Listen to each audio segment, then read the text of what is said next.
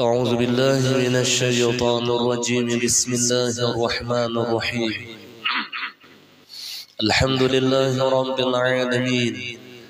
اللهم صل وسلم على سيدنا محمد الأمين وعلى آله وأصحابه إلى يوم الدين. رب اشرح لي صدري ويسر لي أمري واحلل عقدة من لساني يفقه قولي. سبحانك لا علم لنا إلا ما علمتنا إنك أنت العليم الحكيم. ولا حول ولا قوة إلا بالله العلي العظيم العزيز العليم. عدد كل حرف كتب ويكتب أبد الآبدين وظهر الداهرين. رضي الله عني وعنكم وعن جميع المسلمين. قال المصنف رحمه الله تعالى ونفعنا به وبعلومه في الدارين آمين. Semua yang tersebut di atas adalah sebahagian daripada ilmu taqwa yang zahir, yaitu permulaan hidayah atau disebut dengan bidayatul hidayah. Jadi orang yang baru menjalani perjalanan menuju kepada hadratnya Allah itu melalui taqwa zahir. Taqwa zahir. Jadi taqwa itu ada dua. Ada taqwa zahir, ada taqwa batin.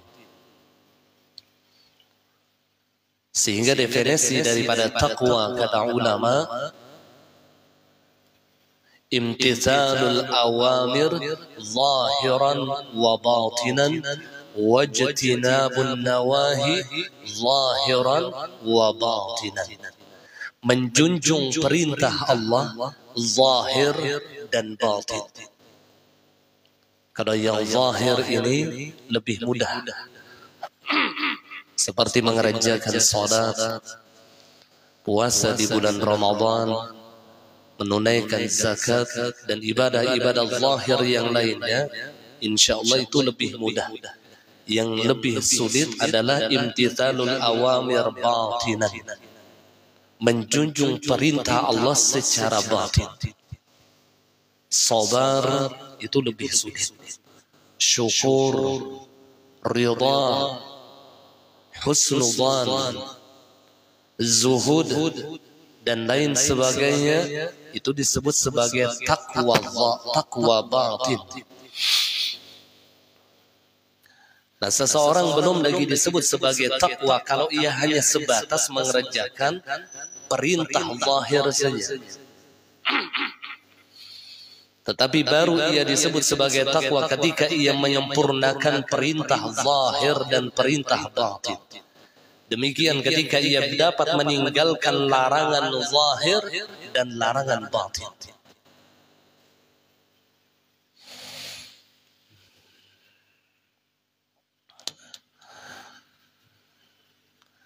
Yang disebut zahir di sini dengan bidayatul hidayah. Dan kalau akhir daripada perjalanan menuju kepada hadratnya Allah, itu yang disebut dengan nihayatul bidayah. Jadi ada bidayatul hidayah, ada nihayatul hidayah. Ada bidayah, pemula, ada nihayah, ada terakhir. Jadi terkadang ketika kita melihat para aulia Allah itu ketika mereka sudah mencapai puncak nihayah, mereka sudah duduk di akhir, lalu tidak terlihat mereka itu seperti melakukan amal zahir secara banyak atau kuat, ada terlihat. Karena kita melihat mereka itu di akhir perjalanan mereka, tidak melihat di awal perjalanan. Model kita melihat orang sugih pas pintangan sugihnya, rahatannya miskin kita nggak melihat yang jatuh bangun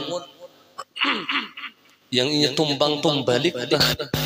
Kayak kita melihat orang alim pastinya sudah jadi alimnya. Sedangkan ketika ia berjuang di dalam menuntut ilmu, kita tidak mengetahui. Nah, terkadang kita tertipunya di pintangan nihayah sini.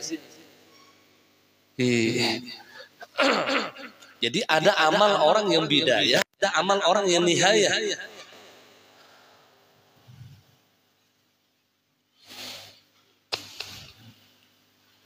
Jadi kalau kita memang sudah masih di dalam kedudukan bidayah, jangan mau hendak mencapai ke nihayah, jangan. Maka ia tertipu. Unda aja kada perlu lagi sembahyang sunnah, udah musyahadah. Nah ini punya. Muraqabah aja mainan. Unda kada lagi yang sembahyang sunnah, puasa sunnah. Padahal musyahadah dan muraqabah itu amalan orang yang sudah duduk di nihayah. Sebelumnya mereka kuat di dalam bidayah, di dalam zahir syar'i. Zahir syariat mereka kuat. Mereka kuat baca Quran, mereka kuat baca salawat, mereka kuat mengerjakan salat, mereka istiqamah di dalam qiyamul lail. Itu bidayah hidayah. Kumpul lawan orang yang hidayah sini, lalu tertipu dengan perjalanan mereka. Kalau orang yang sudah di nihayah ini orang yang sudah lebih banyak mereka ibadah batin daripada ibadah zahir. Ibadah batin mereka itu lebih kuat daripada ibadah zahir. Tetapi mereka tidak pernah meninggalkan kewajiban-kewajiban yang zahir, kada pernah.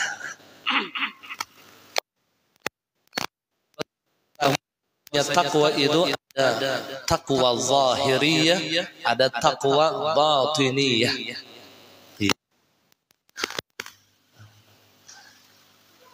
Jika engkau uji nafsu ini dengan bidayatul hidayah, jadi diuji nafsu kita dibarengi dengan mujahadah dan riyadhah, artinya dikarasi nafsu nih. Yang pina koler sembahyang dikarasi, yang pina koler baca Quran dikarasi, yang pina koler qiyamul lail dikarasi. Itu namanya mengerasi nafsu kita. Jangan berkisah ikhlas dahulu di sini, jangan. Itu sama guru aja kada ikhlas bakarasan dengan itu. Justru mengerasi nafsu itu pintu ikhlas. Pintunya ikhlas di situ. Makanya kan ada mujahadah, ada istiqamah dan ada ikhlas. Jadi diawali dari mujahadah sampai kepada maqam istiqamah sampai ia menggapai maqam ikhlas. Ya, mujahadah ini yang disebut dengan memaksakan. Dipaksa dahulu oleh ilmu tuh dipaksa. Bisa dipaksa tuh bang. Kulihat pina koler melihat kilat mengkilat tuh coba hujan juga aja. Ulun ingat abah guru bahari bapandir ujar sidin, jangan menuntut ilmu, jangan kada menuntut ilmu kecuali garing. Itu aja alasannya satu saja, garing. Bila mun hujan warnanya saja, padahal mun garimis, mun kita garimis saja dianggap hujan sudah. Kecuali garing sidin hanya kada turun nuntut ilmu, mun kada garing jangan dijadikan alasan. Itu papada abah guru daripada pentingnya yang namanya ilmu. Karena orang yang berjalan menuju kepada hadratnya Allah, baik di bidayah maupun dalam nihayah, itu seluruhnya berdasarkan ilmu. Karena sia-sia amal tanpa ilmu. Al-ilm imamul amal. Ilmu itu kata ulama imamnya amal.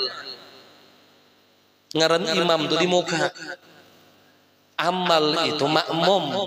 Amal ini kadada imamnya siapa ya? Siapa yang diturut? Guru itu imam, murid itu makmum. Amun orang nela belajar kada guru, mustahil siapa gurunya.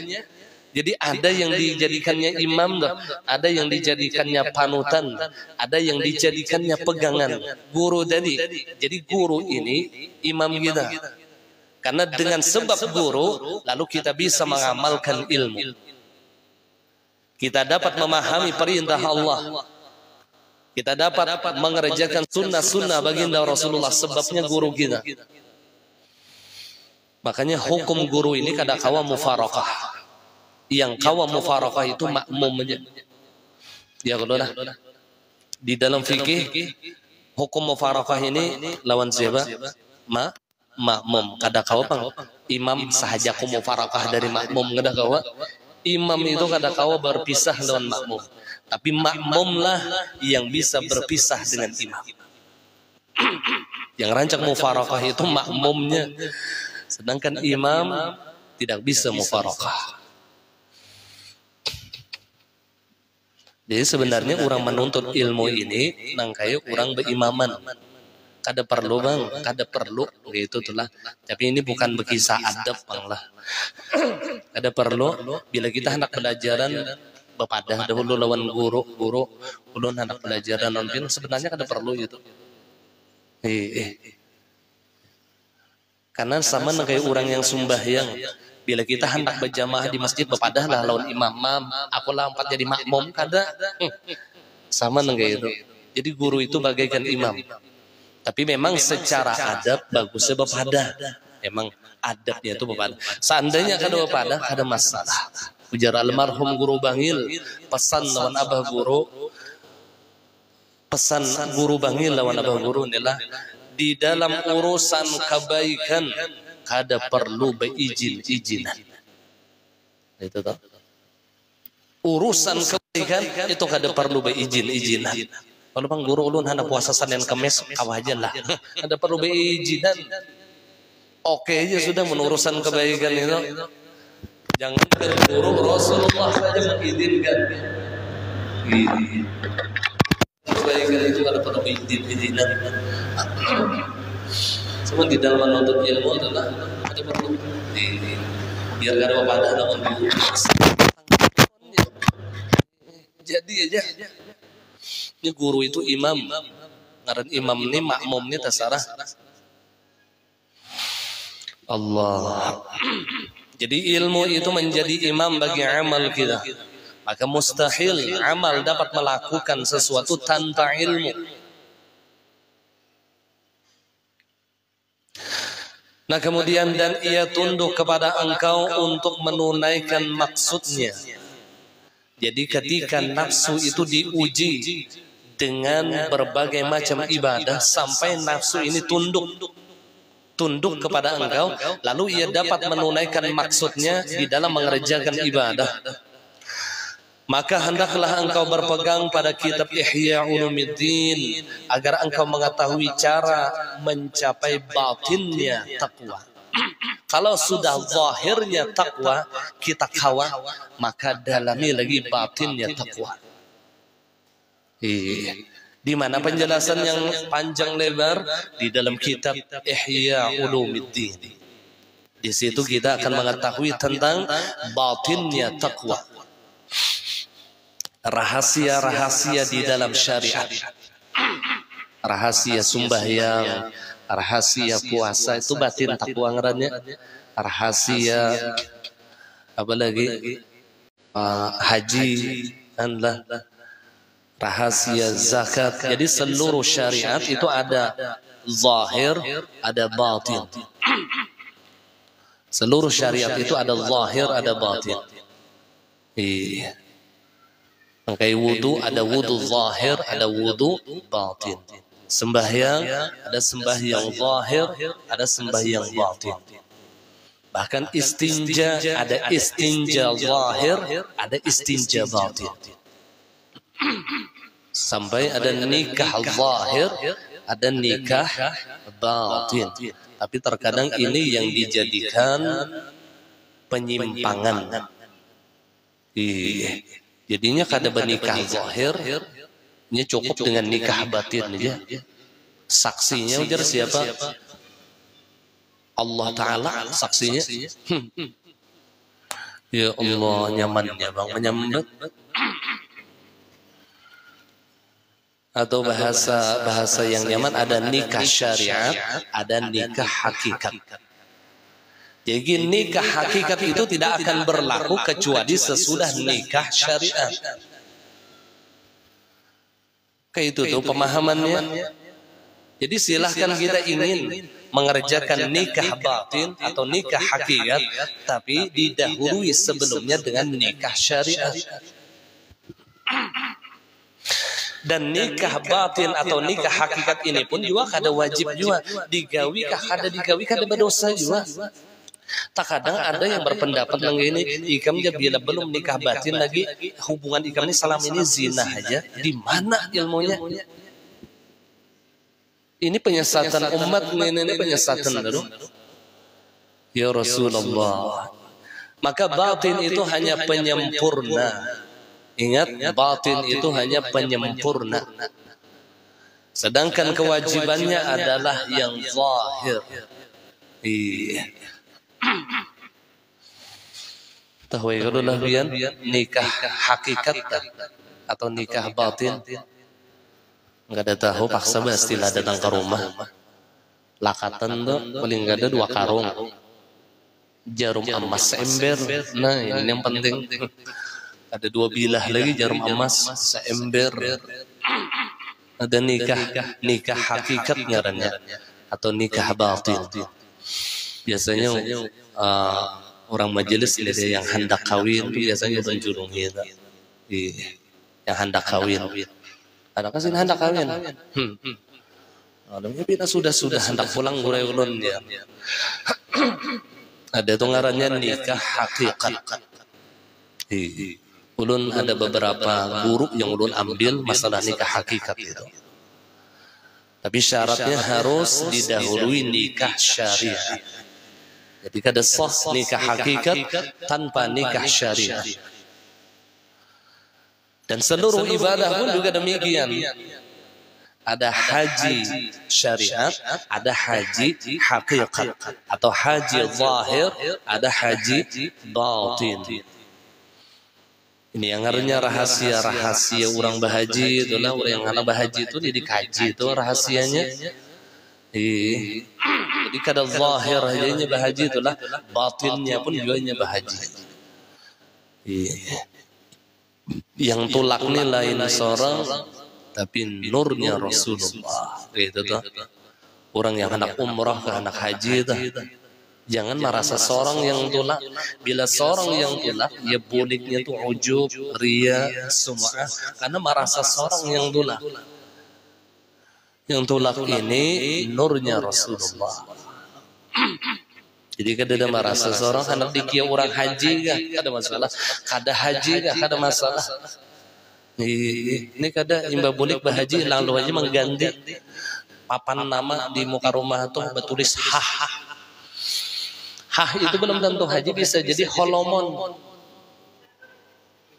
Holomon tuh begitu orang Batak lah. Ada dahulu biar hah manik, biar kira ulun haji manik. Karinya holomon manik wara. Jadi jangan bangga juga hah. Bisa jadi lain haji. Allah.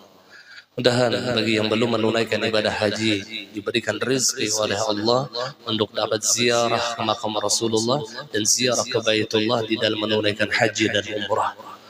Sebadatan mudah-mudahan kita ke haji ke umrah. Jangankan yang belum, yang sudah aja pun hendak ya. Saking orang yang jadi tamu Allah dan tamu Rasulullah itu kan pernah dulak. Ada pernah dulak orang yang jadi tamunya Allah, tamunya Rasulullah. Sekalipun dengan berbagai macam ujian dulak, ada pernah dulak takuni aja biar orang yang bulik haji. Kadang jarak yang udah haji asal ada beberapa tamu. Padahal uyuh.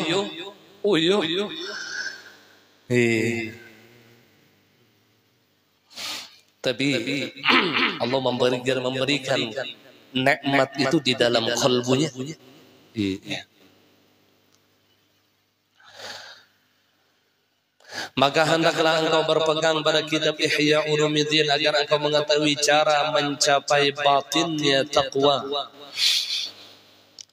Aku nukil daripada kitab Ihya Ulumuddin, ujar Imam Nawawi. Aku jasidin menukil dari kitab Ihya Ulumuddin sesuatu yang patut dihadirkan di dalam hati pada setiap rukun dan syarat amal-amal salat. Nah, sini menajari di sini. Setiap rukun dan amal-amal salat ialah dihadirkan di hati kita supaya kita dapat menggapai batinnya takwa. Jadi bukan hanya sekedar takbiratul ihram, kemudian baca Fatihah, kemudian ruku' i'tidal, tidak ada makna batinnya. Maka di sini kita akan mempelajari yang dinukil daripada kitab Ihya Ulumuddin tentang rahasia-rahasia di dalam salat. Dan ada juga ulama kita, Syekh Abdurrahman Siddiq Safat Tambilahan, itu menyusun kitab yang judulnya Asrarus Shalah. Rahasia-rahasia sembahyang. Dahulu non belajar lawan almarhum guru Qusyair Iman Syah di Mandin adalah guru Mandin dahulu sidin di Nusa Indah adalah pelajaran itu berapa kali tamat kitab mbah tamat budi kesidin pulang tamat budi kesidin Asrarus Shalah, rahasia-rahasia salat. Nah, ini sama kita mempelajari sedikit tentang rahasia-rahasia yang patut dihadirkan di dalam setiap rukun dan syarat ketika kita salat. Yaitu apabila engkau mendengar panggilan muadzin. Ketika kita mendengar panggilan muadzin, maka bayangkanlah dalam hati engkau kedahsyatan pengadilan itu pada hari kiamat. Dan engkau siapkan zahir dan batin engkau untuk menjawab dan segera memenuhi panggilan itu. Jadi ketika kita mendengar azan dikumandangkan, maka hadirkan di dalam hati kita tentang dahsyatnya haru-hara hari kiamat.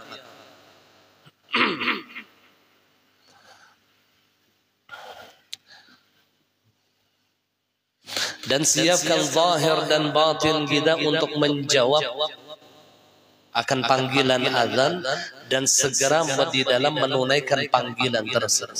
Jadi azan itu panggilan yang secara zahir dikumandangkan oleh muadzin, secara batin itu Allah yang memanggil kita. Jadi zahirnya tukang azan, batinnya Allah yang memanggil kita. Jadi muadzin ini hanya wasilah. Yang hayya 'alas shalah, marilah kita mengerjakan salat. Itu bukan tukang azannya, sebenarnya Allah yang menyuruh kita. Hayya 'alal falah, marilah kita menggapai kemenangan. Allah menyeru kita melalui lisan seorang muadzin. Jadi orang yang bertauhidnya memandang, yang memanggil itu Allah. Pandangannya tuh. Dan disunnahkan bagi si mustami', si pendengar azan, ketika mendengar awal-awal azan dikumandangkan untuk membaca. Nah, ini penting untuk diamalkan. Marhaban bil qailina adlan wa bis salati marhaban wa sahlan. Jadi ketika kita mendengar azan, cuman lain azan di HP, namun azan di HP itu kan dari disunahkan menjawab. Jadi di dalam fikih itu sunnah menjawab azan bagi orang yang mendengar sewaktu dengan orang yang mengumandangkan azan. Itu sunnah. Sewaktu. Jadi mungkin kita mendengar azan di Indosiar. Maghribnya itu kan sama, non maghrib kita. Lalu kita Allahu Akbar ujar di TV, Allahu Akbar. Itu kan ada disunnahkan. Jadi yang disunahkan itu mubasyiran. Mubasyiran ini ujar kita, wah ini live, siaran langsung. Itu sunnah. Siaran langsung pun seandainya tidak bertepatan dengan waktu kita, itu kan ada disunahkan. Misal kita mendengar live di Makkah sana azan langsung live-nya, kan ada disunahkan kita menjawab. Kecuali live-nya itu di tempat yang sewaktu dengan kita. Paham? Secara fikih itulah. Jadi ketika azan dikumandangkan, yang awal-awal kita disunahkan untuk membacanya yaitu marhaban bil qailina adlan wa bis salati marhaban wa sahlan. Kalau bahasa kita Banjar, kita inilah selamat datang wahai panggilan Allah. Kami sambut pian dengan sambutan yang indah. Itu tuh bahasanya. Selamat datang. Mau menyambut orang yang hanya datang tak? Dengan hati yang gembira. Marhaban bil qailina adran wa bis salati marhaban wa sahlan. Maka barang siapa, kata Rasulullah, ketika ia mendengar awal azan mengucapkan marhaban bil qailina adlan wa bis salati marhaban wa sahlan, a'tahu Allahu mi'ata alfi hasanah wa maha anhu mi'ata alfi sayyi'ah wa rafa'a lahu mi'ata alfi darajah. Siapa yang membaca ketika mendengar awal azan marhaban bil qailina adlan wa bis salati marhaban wa sahlan, Allah akan memberikannya 100.000 kebaikan. Dan Allah gugurkan 100.000 kesalahan, dan Allah angkat 100.000 derajat. Bayangkan 100.000 dan 1.000 inilah mi'ata alfi hasanah, diberikan oleh Allah 100.000 kebaikan. Padahal yang kita ucapkan hanya satu kalimat. Satu kalimat ya, tapi pahalanya gonol. Nah ini yang rancak dicari oleh orang soleh. Ibadah yang sedikit tapi hasilnya besar. Yang arahnya berpolitik beribadah. Sedikit gawiannya tapi hasilnya gonol. Ya salah satunya zikir ini. Marhaban bil qailina adlan wa bis salati marhaban wa sahlan. Apalah kira-kira? Pendek benar. Cuman bagi yang ada hafal bisa tersusulai ya. Marhaban bil qail, marhaban bis salat. Ada pendek kan? Marhaban bil qailina adlan wa bis salati marhaban wa sahlan. Karena di YouTube aja ada biar kena. YouTube aja bagus di YouTube tuh karena batai ditulis supaya kawak mamalakan kan. Jadi tagnya itu ditulis marhaban bil qailina adlan wa bis salati marhaban wa sahlan, karena ditulis by bahasa Arab.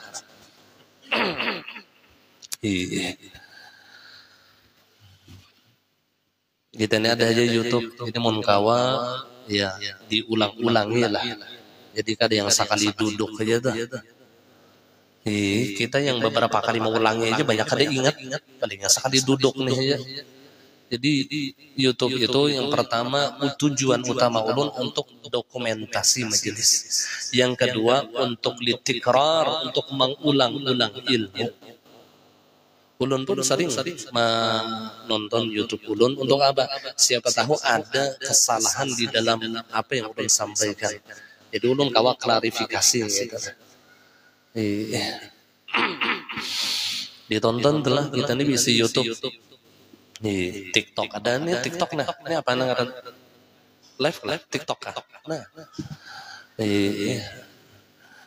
Kita gunakan fasilitas-fasilitas ini untuk mendekatkan diri kita kepada Allah.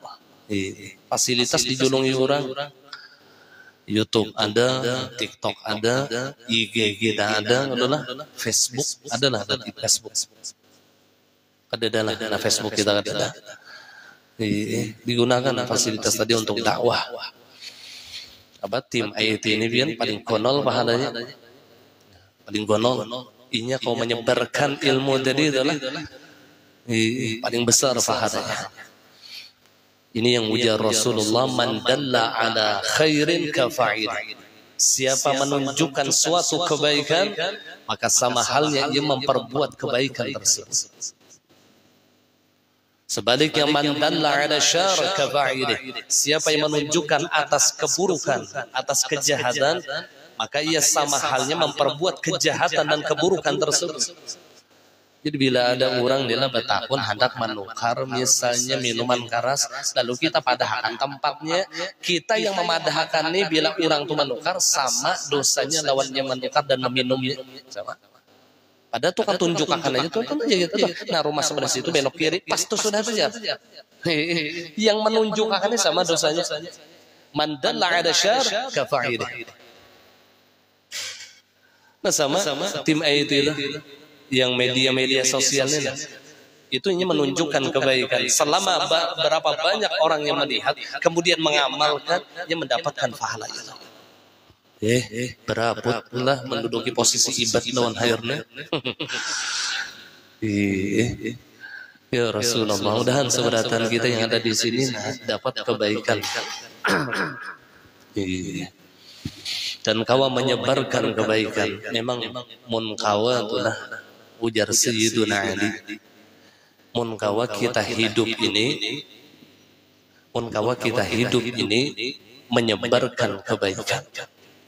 Itu aja. Berkumpul dengan siapapun menyebarkan kebaikan. Anda berkumpul lawan siapakah, maka isinya kebaikan. Sehingga ketika kita mati, orang akan menangisi kita. Mun kawan nangkai itu. Kadang pas kita mati orang tuh mangkalang-kalang tatawa, kehimongan bahkan berdoa selamat. Orang bertolak orang berarwah yang ada. Malam ini kita bersyukuran ya RT kenapa? Orang menyatu hari, ada orang menyatu hari kita bersyukuran aja. Apa kita alhamdulillah yang bina wangal di kampung kita ini mati sudah. Orang bersyukur.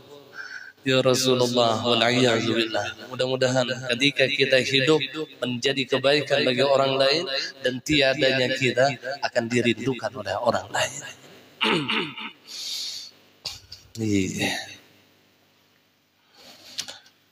Nah kembali lagi kepada fadilat tadi itulah yang marhaban bil qailina adlan wa bis salati marhaban wa sahlan. Allah berikan 100.000 kebaikan. Allah gugurkan 100.000 dosa dan kesalahan. Dan Allah angkat 100.000 derajat. Ya Allah, hanya dengan satu kalimat. Satu kalimat ya. Kita baca Quran satu huruf kelola 10 kebaikan. Satu huruf tuh lah, bismillahirrahmanirrahim itu berapa huruf tuh? Lumayan banyaknya. Nah setiap satu huruf 10 kebaikan. Tapi ini satu kalimat saja 100.000 kebaikan Allah berikan. Sementara orang yang masuk ke dalam pasar tutup honol YouTube, kawan jangan kada dibaca adalah masuk minimarket ke Indomaret ke Alfamart ke. Ini dibaca zikir ini karena ujar Rasulullah, barang siapa membaca zikir ketika ia masuk ke dalam pasar yang asyhadu an la ilaha illallah wahdahu la syarika lah wa asyhadu an la ilaha illallah wahdahu la syarika lah lahul mulku wa lahul hamdu yuhyi wa yumit wa huwa hayyun daimun la yamut bi yadihil khair wa huwa ala kulli syai'in qadir. Satu kali ujar Rasulullah, orang yang masuk ke dalam pasar membaca ini zikir, Allah berikan alfi hasanah. 1.000 kebaikan. 1.000 itu maksudnya 1.000.000. Dan dihapuskan oleh Allah alfi sayyi'ah, 1.000.000 kejahatan, dan digugurkan oleh Allah, diangkat oleh Allah 1.000.000 derajat. 1.000.000 banyak pada 100.000 dari Kalau yang menjawab adzan yang pertama tadi itu mi'atu alfin, 100.000. Kalau yang masuk pasar ini alfu alfin, 1000 ya sejuta ngarannya. Yang dibaca cuma la ilaha illallah wahdahu la syarika lah, lahul mulku wa lahul hamdu yuhyi wa yumit wa huwa hayyun daimun la yamut biyadihi al-khair wa huwa ala kulli syai'in qadir. Itu aja dibaca.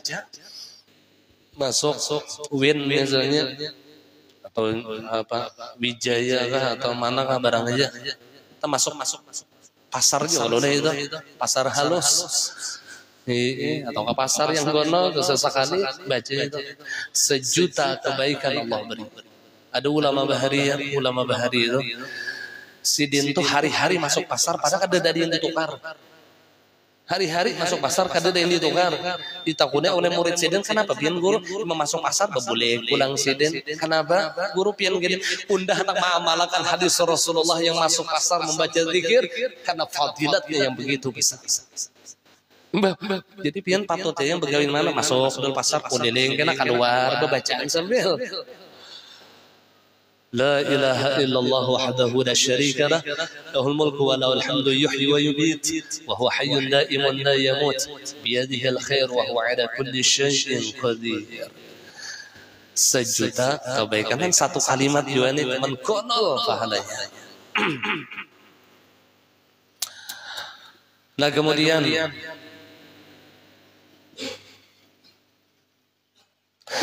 karena orang-orang yang segera memenuhi panggilan ini adalah orang-orang yang dipanggil dengan lembut pada hari penunjukan amal terbesar, yakni di hari kiamat. Jadi orang yang segera mengerjakan sholat, artinya di dalam waktunya nih, apalagi di awal waktu tuh, maka ia akan dipanggil oleh Allah di yaumil qiyamah dengan panggilan yang lembut, bukan panggilan yang kasar. Maka hadapkan hati engkau kepada panggilan ini. Jika engkau dapati dia gembira dan penuh dengan kesukaan untuk bersegera, maka ketahuilah bahwa telah datang kepada engkau panggilan dengan membawa gembira. Jadi mohon kita itulah mendengar azan, kemudian kita menyahut azan tadi dengan hati yang gembira sambil mengucapkan marhaban bil qailina adlan wa bis salati marhaban wa sahlan. Nang kayak kita menyambut tamu besar. Tamu besar itulah rasakan nang kayak kita menyambut tamu besar dengan hati yang gembira, maka kegembiraan itu akan dinilai oleh Allah. Kegembiraan yang ada di dalam hati kita itu akan dinilai oleh Allah. Maka bersungguh-sungguhlah. Maka bukan. Dan apabila engkau bersuci, maka janganlah engkau lalai. Nah ini masalah bersuci pulang. Ini belum lagi masalah wudu, ini masalah azan aja masih tadi. Ya sebenarnya mungkin kita membahas masalah azan ini biar panjang lebar. Masalah azan ini. Ulun kan kalau terlihat jam kacau nih, mati jamnya tuh. 9:30 lebar. Jadi banyak yang perlu diperhatikan ketika kita menjawab azan, itu banyak. Iya, banyak yang perlu diperhatikan dan banyak sunnah-sunnah Rasulullah yang perlu kita amalkan ketika kita menjawab azan. Ini mungkin sebelumnya sudah ulun pernah sampaikan, tapi di sini sedikit ulun mengulang lagi supaya kita mengamalkan ilmu nih lah. Jadi sunnah bagi kita yang mendengar menjawab azan itu sunnah. Sunnah. Nah, lain menjawab salam lah wajib. Kalau menjawab azan sunnah, kalau menjawab salam wajib. Dan wajibnya itu ada kalanya fardu kifayah, ada kalanya fardu ain. Kalau orang yang mengucapkan itu kepada suatu kelompok, artinya banyak orangnya nih, maka yang menjawab itu hukumnya fardu kifayah. Tapi kalau ia mengucapkan salam lawan kita, maka yang menjawab itu fardu ain. Fardu ain. Jadi mun kita menjawab salam orang, kadada lagi orang yang diucapkannya kecuali kita, maka menjawab salam orang itu fardu ain. Mun kita kada menjawab berdosa. Tapi mun fardu kifayah, mun kita kada menjawab, ada sudah yang menjawab itu kada berdosa, digugurkan sudah dosa yang lain. Makanya orang bahari itu mun mengetahui orang ini bila diucapkan salam kada pacangan menyahut kadusa disalam, kadusa diucapkan salam, karena ini menjadikan dosa lawan ia.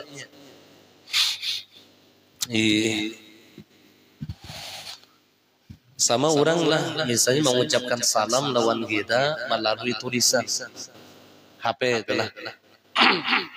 Itu kita wajib menjawabnya. Tapi boleh menjawab secara lisan. Boleh.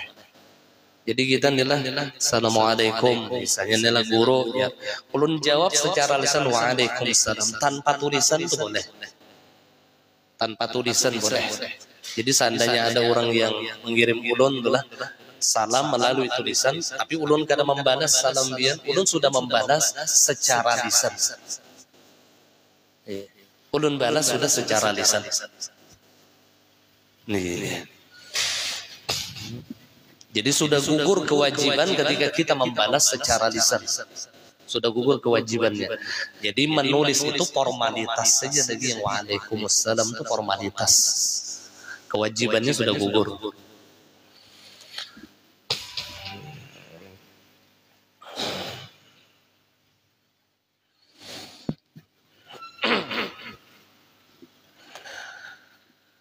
Akan tetapi mun kita berada di tempat yang kada boleh menjawab salam atau menjawab azan, maka jangan menjawab. Rahatan behera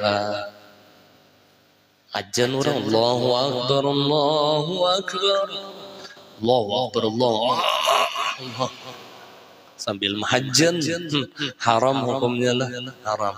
Jadi jawaban kita tuh dipending, bukannya kadang menjawab, dipending aja. Imbah keluar WC, nyar Allahu Akbar, Allahu Akbar, asyhadu an la ilaha illallah, asyhadu an la ilaha illallah. Itu pula. Jadi berdudi menjawabnya. Sama halnya salam orang. Ketika ada orang yang mengucapkan salam dan kita berada di WC, itulah, jangan menjawab. Jadi jawab sesudah keluar, sekalipun terlambat. 2 jam setengah hanya keluar pada WC misalnya. Jawab aja waalaikumsalam warahmatullah. Biar orangnya tadi hilang sudah. Hanya dijawab. Karena menjawab salam itu wajib. Sama kayak salawat tuh lah. Mun ada orang bersalawat kita kan sunnah. Mengumandang salawat juga, mendengar nama Rasulullah tuh lah disebut sunnah bersalawat. Di WC jangan keluar pada WC juga. Jangan modern kayak kealiman. Ya udah orang masuk WC pas anak behera tok assalamualaikum. Adakah orangnya ujar yang dalam WC waalaikumsalam, separoh jalan lagi. Itu kealiman jadi manusia. Kealiman tuh lalu bungol. Nyelipat alim tuh lalu bungol, membungol jadinya. Ya Allah ya Rasulullah. Jadi waktu kita telah mendengar azan, sunnah menjawab azan dengan jawaban yang sama dikumandangkan oleh muadzin, kecuali hayya 'alas shalah dan hayya 'alal falah. Selain daripada hayya 'alas shalah dan hayya 'alal falah itu sama jawabannya. Bila orang Allahu Akbar, Allahu Akbar, Allahu Akbar, Allahu Akbar, sama aja. Allahu Akbar, Allahu Akbar, Allahu Akbar, Allahu Akbar, sama. Asyhadu an la ilaha illallah, asyhadu an la ilaha illallah, sama. Asyhadu an la ilaha illallah, asyhadu an la ilaha illallah. أشهد أن محمدا رسول الله، أشهد أن محمدا رسول الله، Asyhadu anna Muhammadar Rasulullah. Asyhadu anna Muhammadar Rasulullah. Nah ini nih. Hayya 'alas shalah. La haula wa la quwwata illa billahil 'aliyyil 'azim. Beda telah. Hayya 'alas shalah. La haula wa la quwwata illa billahil 'aliyyil 'azim. حي على الفلاح لا حول ولا قوة إلا بالله العلي العظيم حي على الفلاح لا حول ولا قوة إلا بالله العلي العظيم الله أكبر الله أكبر الله أكبر الله أكبر لا إله إلا الله لا إله إلا الله. Langsung doa. Kan gitu tuh. Cara menjawabnya ada orang pakai tuhaan ya kada bisa jadi menjawab azan. Tuhan sudah orangnya kada tahu cara menjawab azan. Ya Rasulullah. Ayo, nah ini dilajari sedikit barang. Jadi jawaban azan itu sama kecuali hayya 'alas shalah dan hayya 'alal falah. Kalau hayya 'alas shalah dan hayya 'alal falah jawabannya itu la haula wala quwwata illa billahil 'aliyyil 'azim.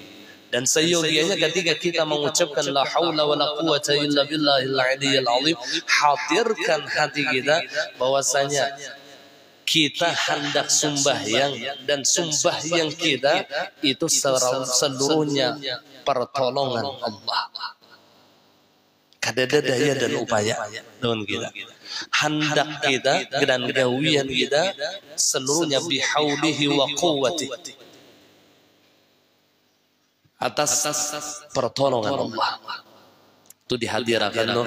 Jadi mulai adzan itu sudah dihadirkan bahwasanya gawian kita ini sabarataan tolong Allah. Ada di sini kita duduknya ikhlas di sini.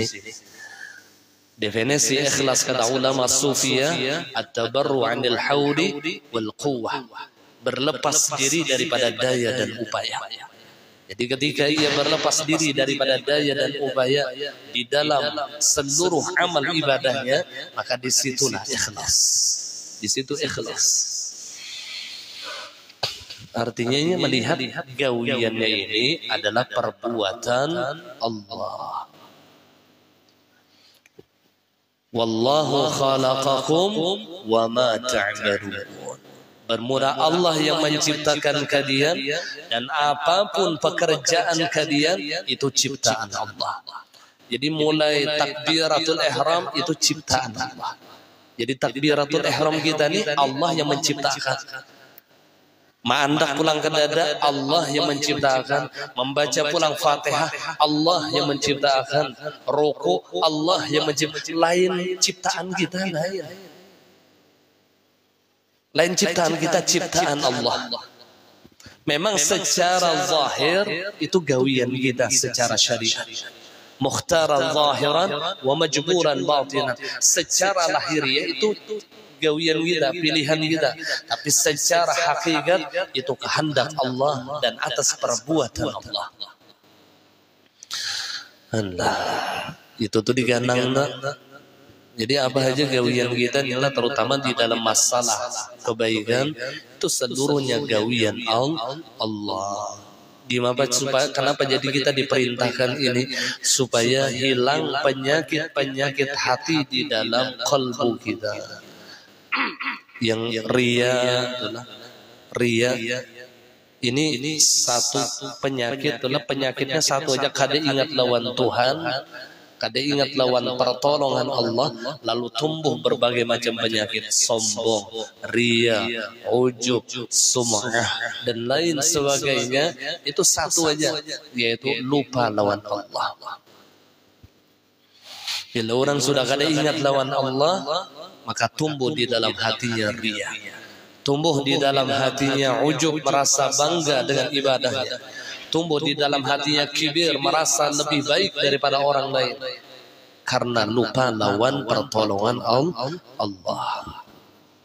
Bila hilang seberatan itu, ikhlas ngarannya. Anda nyaman pang dikisah, gawiannya yang alih. Dan apabila engkau bersuci, wallahu a'lam bishawab. Kira masalah wudu.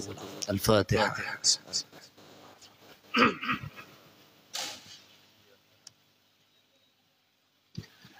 آمين يا الله يا رب العالمين. بسم الله الرحمن الرحيم. الحمد لله رب العالمين. اللهم صل على سيدنا محمد وعلى آله وصحبه أجمعين. اللهم نور قلوبنا بنور هدايتك كما نورت الأرض بنور شمسك أبدا أبدا.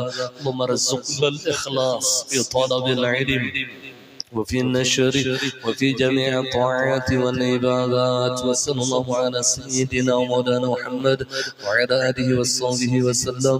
الحمد لله رب العالمين. من رضا وتحلل ما شاء الله لا قوة إلا بالله. الحمد لله.